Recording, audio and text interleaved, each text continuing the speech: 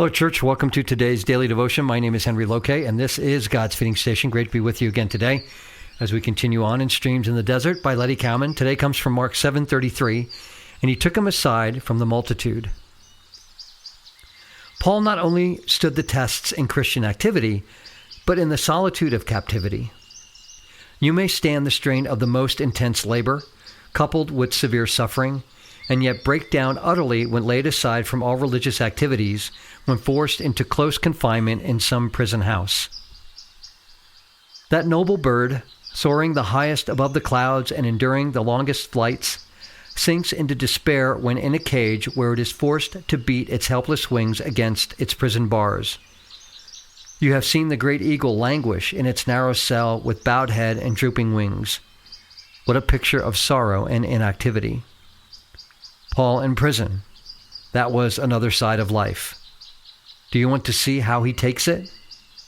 I see him looking out over the top of his prison wall and over the heads of his enemies. I see him write a document and sign his name. Not the prisoner of Festus, nor of Caesar, not the victim of the Sanhedrin, but the prisoner of the Lord. He saw only the hand of God in it all. To him the prison becomes a palace.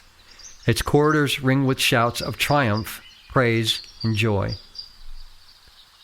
Restrained from the missionary work he loved so well, he now built a new pulpit, a new witness stand, and from that place of bondage come some of the sweetest and most helpful ministries of Christian liberty.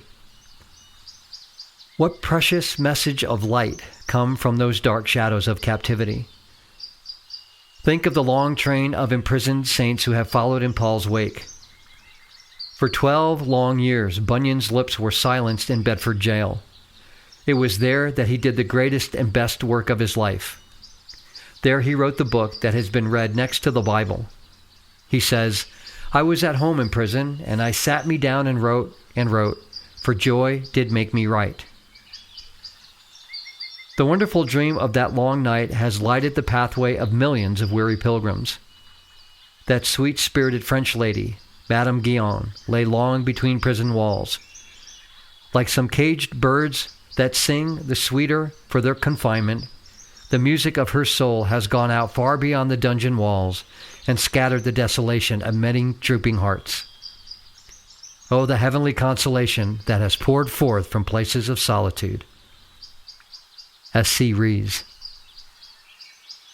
Taken aside by Jesus to feel the touch of his hand, to rest for a while in the shadow of the rock in a weary land. Taken aside by Jesus in the loneliness dark and drear, where no other comfort may reach me than his voice to my heart so dear. Taken aside by Jesus to be quite alone with him, to hear his wonderful tones of love mid the silence and shadows dim.